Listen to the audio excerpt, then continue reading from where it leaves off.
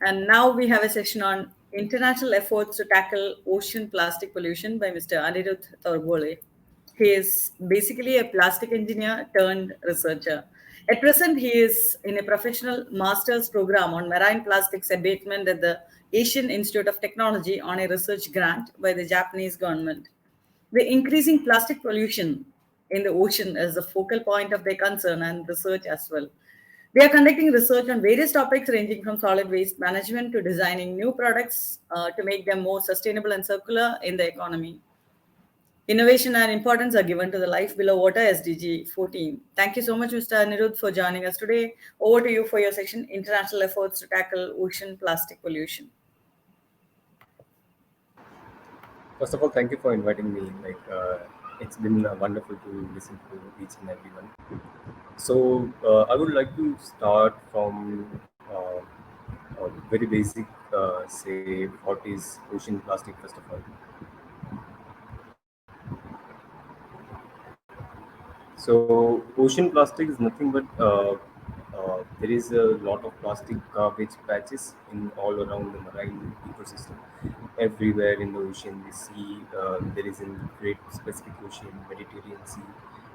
We have all over in Indian Ocean, and uh, we also have it in Atlantic Ocean.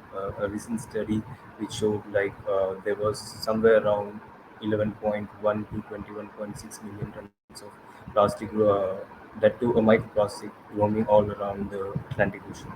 So from that we can think how big this issue can be, because it just don't show up in the ocean. It also hinders the life of the aquatic animal and marine ecosystem all together.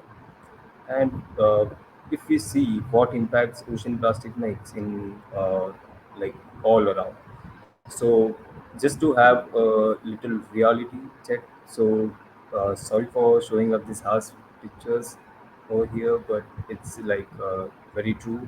The ingestion of plastic through aquatic animal, like recently in Europe, we found that 110 kgs of plastic was been ingested by a whale.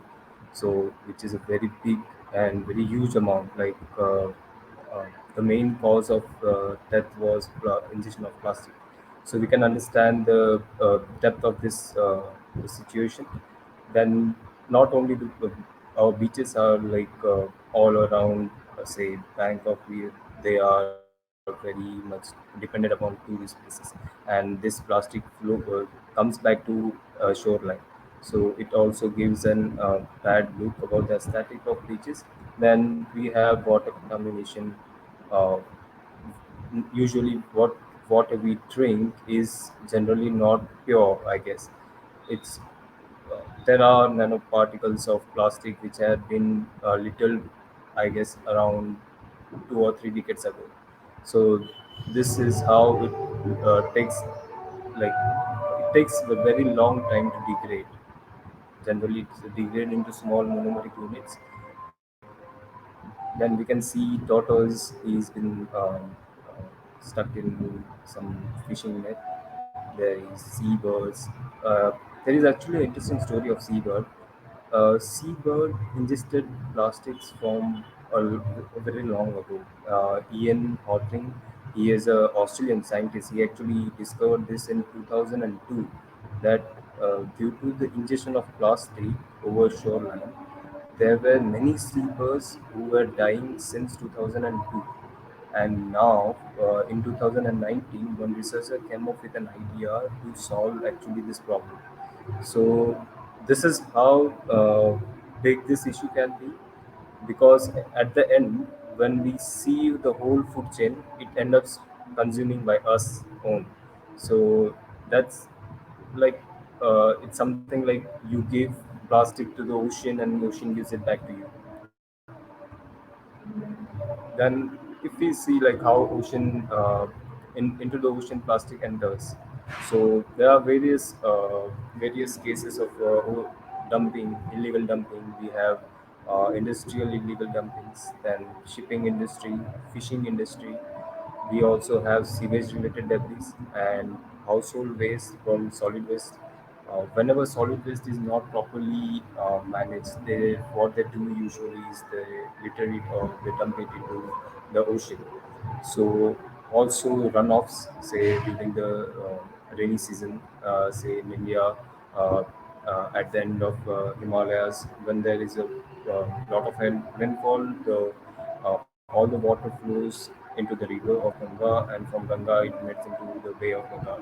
So this whole process, it takes all the plastic which is accumulated on the banks of the river, and this how plastic gets into the ocean.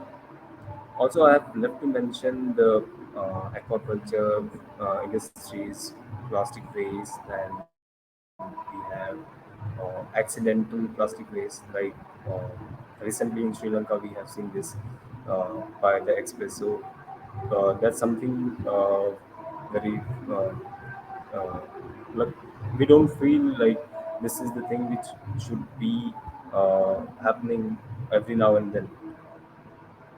So when this issue was actually come up, why people started looking about ocean plastic and why people thought to control it, or which country take the initiative. So in Hamburg, so in 2017, actually Japan government they came up with an idea of having a framework to tackle this problem, and in 2019, after 2 years of that, they actually came up with a very brilliant initiative by themselves at the Osaka summit.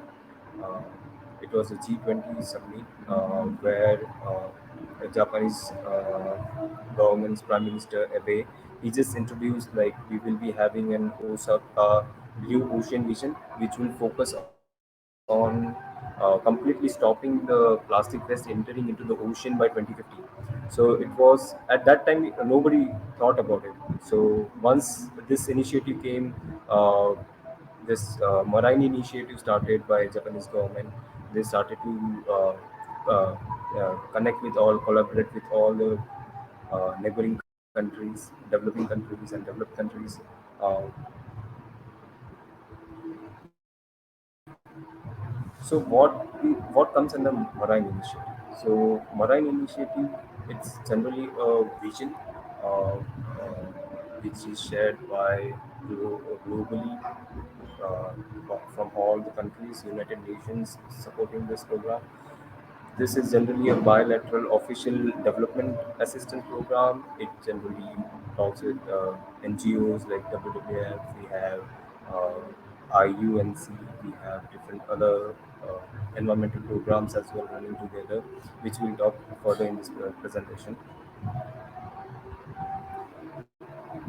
So if you see, there are many NGOs and governments taking part in this. Like 35 plus countries are there who have already submitted their action plan, including Canada, Australia, Thailand, and many more. Like even Bhutan, Sri Lanka, they have submitted their action plan. I'm waiting to see when India will submit it, because as of now, India has not yet submitted their action plan towards stopping the marine litter. Also, there are 11 plus NGOs, including World Bank, UNEP, Southeast Asian nations, Asian, which is generally known as. We have initiatives at country level as well, like recently India and Norway, they have tied up for ocean special planning. Like they will be having satellite monitoring. They will be managing plastic waste going into the ocean and other pollution as well, like leakage, oil spill, and all that. And there are also some European countries they are taking part in this. They are England. They have their own planning to go with marine plastic initiative. So we have some models to make the policy. Like when internationally, when they make policy, they depend on certain aspect. So they generally think about circular economy, and circular economy is just thing, not just being a sustainable development goal. It's more about connecting holistically, not just a solely type. So if we see. Starts with proper sustainable design, then it goes into the production line, consumption line and then into the waste line. So it's completely a circular loop which will be ending up back into the recycling, back into the economy. And to be very honest, every country is trying to recycle it, reuse the things again and again. They are trying to reduce the waste, but not every country is being successful in doing this. They are trying out their things.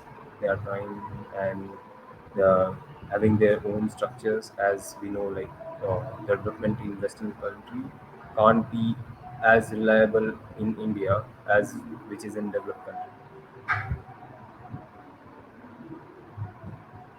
So implemented international policies. So there are some of the policies which have been already implemented, such as sustainable public procurement. We have general public procurement, green public procurement. I'm sorry. Next, we have extended producer responsibility. We have plastic disclosure projects, such as we have ESG project for uh, uh, how the company is more sustainable towards environment. Same way we have plastic disclosure project. Every company, like recently Coca-Cola did this plastic disclosure project. First, it was been done by uh, a very big company of cosmetic. I just forgot the name. International denials, like if we see what are the international denials.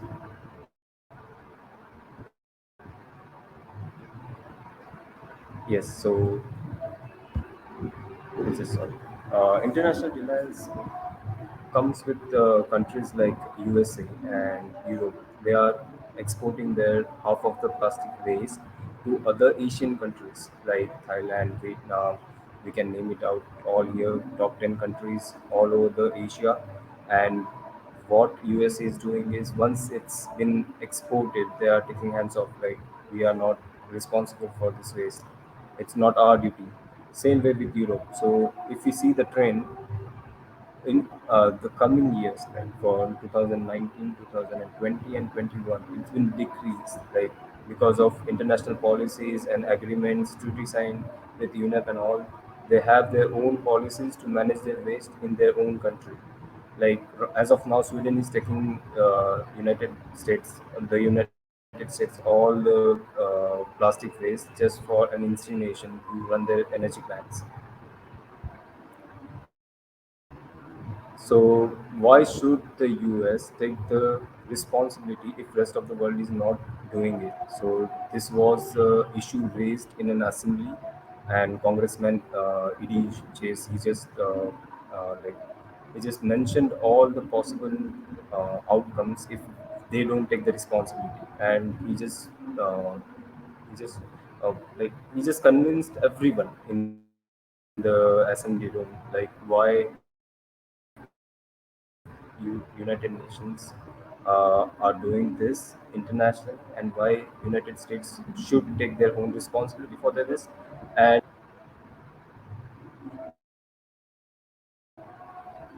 And we have some of the paradigm shifts, like there are countries who directly banned plastic bags, like Bangladesh recently they banned plastic bags. There are various other countries like Republic of Korea, and they are using alternatives of plastic bags like biodegradable products. They have biodegradable bags. Even in Bangalore we have it. In some parts of India we have it, like Chennai we have it, but other parts like Delhi, like most populated Mumbai, we don't use it usually. So private organizations and what are they giving out? What are the private organization environmental program? So the ocean cleanup is very big example of cleaning up ocean, and there is another company known as For Ocean, and one I have recently read about is Ocean Odyssey, Plastic Odyssey. So they are also on a world tour. They are collecting all the trash all over the world's ocean.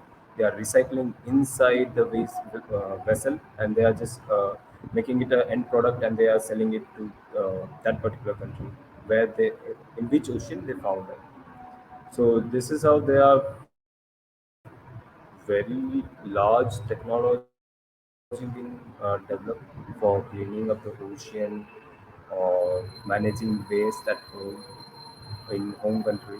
So such as trash robot is one. I remember about the sea beans, and there are many more technologies. Like even ocean cleanup have their own technology of cleaning rivers.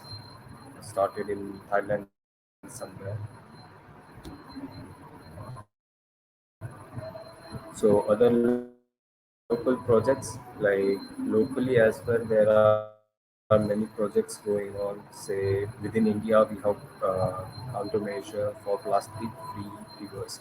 We have others same for Bangladesh. We have certain for Thailand. So this all are been under United Nations Environmental Program, and if we see more specifically, private players are also taking part in this, like Microsoft. They are actually they are collecting all the ocean plastic and they are converting it into consumable product, which they think will be in economy at least for 1 decade. Like they have their mouse, same way Google is also trying to help with their geospatial information system. They have tied up with AIT. They have been like in talks with many other institutes and many other programs they have been conducting just to know how plastic is being run off into the river, and from river how it is being taken to the ocean and back to the shoreline. So this whole process is going on. Thank you so much, Mr. Anirudh, for that very informative session. It was great to know about the efforts being made internationally to clean up the plastic in the ocean. Really inspiring. Thank you for joining us today. And with that, we have come to the end of day 15, which focused on SDG 14, Life Below Water. Let me take this opportunity to thank each one of you for joining us today. Hope you all enjoyed the sessions. Please join us tomorrow, same time, as we discuss another very important sustainable development goal, SDG 15, Life on Land, and what SMEs can contribute in achieving SDG 15. See you all tomorrow. Till then, this is Aparna Ji Kumar signing off. Take care, stay safe. Bye bye.